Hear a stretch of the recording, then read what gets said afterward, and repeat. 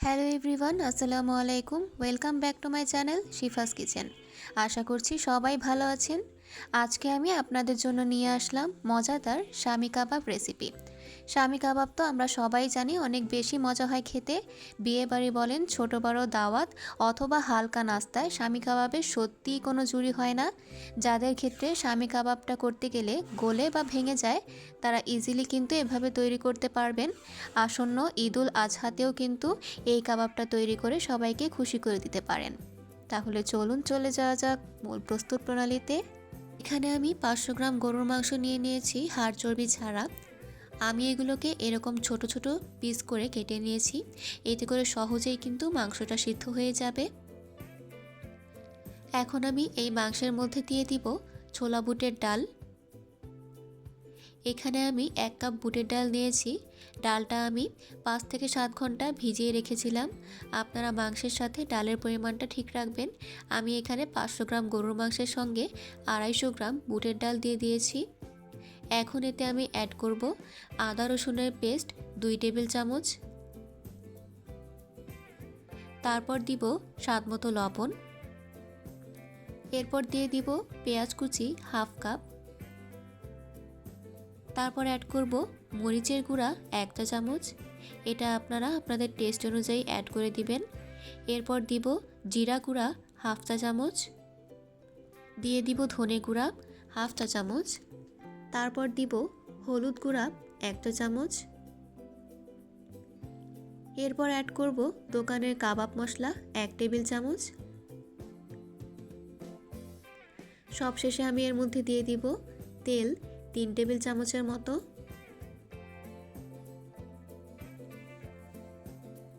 তেলটা দিয়ে আমি সব মশলার সাথে নেড়েচেড়ে মাংসটাকে ভালো করে মিশিয়ে নিব।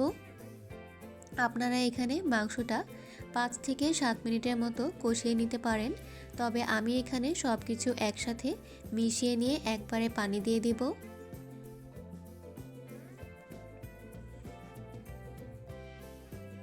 এখন আমি এতে পানি অ্যাড করে দিব।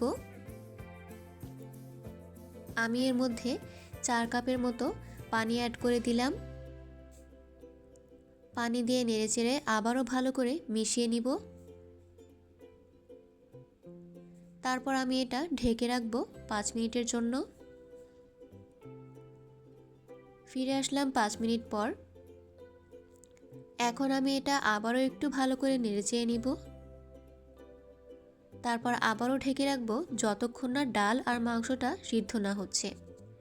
এই পর্যায়ে আমি ঢাকনাটি খুলে দিব। আমার ডাল এবং মাংসটা কিন্তু প্রপারলি সিদ্ধ হয়ে গিয়েছে এবং এর পানি শুকিয়ে গিয়ে মাখা মাখা একটা টেক্সচার এসেছে। আমি কিন্তু এটা অফ ক্যামেরায় কয়েকবার নেড়েচেড়ে দিয়েছিলাম। এভাবে আমি নেড়েচেড়ে এতে যতটুকু পানি রয়েছে সব শুকিয়ে নিব। দেখতেই পাচ্ছেন এর পানিটা কিন্তু একদম শুকিয়ে গিয়েছে এবং টেক্সচারটাও কিন্তু টাইট হয়ে গিয়েছে। এই পর্যায়ে আমি চুলাটা অফ করে এটা ঠান্ডা করে নিব এবং তারপর এটা আমি ব্লেন্ড করে নিব। দেখতেই পাচ্ছেন আমি এখানে মাংস এবং ডালটা ব্লেন্ড করে নিয়েছি। এখন আমি এর মধ্যে কাবাব তৈরির জন্য সব উপকরণ অ্যাড করে দিব। প্রথমেই দিব পেঁয়াজ বেরেস্তা। পেঁয়াজ বেরেস্তাটা কাবাবে দিলে খেতে অনেক বেশি ভালো লাগে। দিয়ে দিব পেঁয়াজ কুচি। তারপর আমি অ্যাড করব কাঁচামরিচ কুচি টেস্ট অনুযায়ী। দিয়ে দিব ধনেপাতা কুচি পরিমাণ মতো, এতে করে ফ্লেভারটা ভালো আসে। তারপর এর মধ্যে অ্যাড করব কাবাব মশলা হাফ টেবিল চামচের মতো। এরপর আমি এতে বাইন্ডিংয়ের জন্য অ্যাড করব ডিম 2টি। এখানে আমার আরেকটা ডিমের ভিডিওটা আনফরচুনেটলি স্কিপ হয়ে গিয়েছে। এখানে আমি 2টি ডিম দিয়ে ভালো করে সব কিছুর সাথে মেখে নিব। যত ভালো মাখা হবে বাইন্ডিংটা কিন্তু ততটাই ভালো হবে এবং কাবাব বানানোটাও ইজি হবে।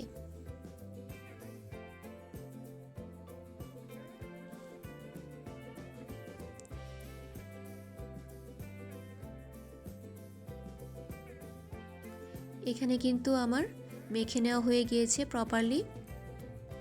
আমি এই পর্যায়ে কাবাবগুলো বানিয়ে নিব।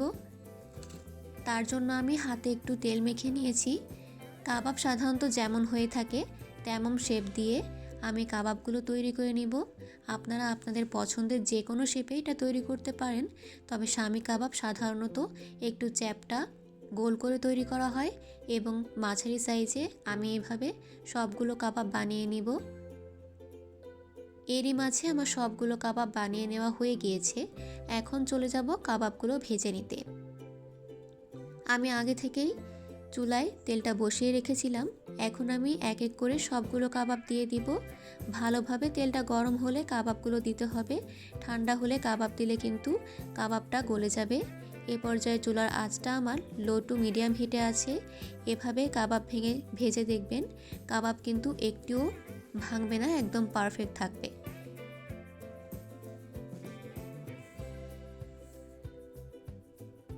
কাবাবটা মাখানোর সময় যে আমি ডিমটা দিয়েছিলাম, ডিম দিয়ে কাবাবটা মাখানোর সাথে সাথেই কিন্তু ভেজে ফেলতে হবে, না হলে কিন্তু কাবাব ভেঙে যাওয়ার চান্সেস থাকে। কাঁচা থাকা অবস্থাতেও যদি আমরা কাবাবটা উল্টাতে যাই তাহলেও কিন্তু সেটি ভেঙে যাওয়ার চান্স বেশি থাকে। আমার কাবাবগুলোও কিন্তু ভেজে নেওয়া হয়ে গিয়েছে, এখন এগুলো উঠিয়ে নিব। ব্যাস রেডি হয়ে গেল মজাদার শামি কাবাব। আমি একটা ভেঙে দেখিয়ে দিচ্ছি, দেখতেই পারছেন কাবাবটা কিন্তু একদম পারফেক্ট হয়েছে। এরকম পারফেক্ট কাবাব তৈরি করতে খুব বেশি কিন্তু ঝামেলা করা লাগে না। আমার টিপস আর প্রসেস ফলো করলেই কিন্তু আপনারা ইজিলি এটা বানিয়ে ফেলতে পারবেন। আশা করছি এইভাবে আপনারা শামি কাবাবটা ট্রাই করবেন এবং আমাকে জানাবেন কেমন লাগলো। আমার এই মজাদার শামি কাবাবের রেসিপিটি যদি আপনাদের কাছে ভালো লেগে থাকে তাহলে অবশ্যই আমার ভিডিওটাকে শেয়ার করে দিবেন এবং আমার চ্যানেলটিকে সাবস্ক্রাইব করে পাশেই থাকবেন। ধন্যবাদ।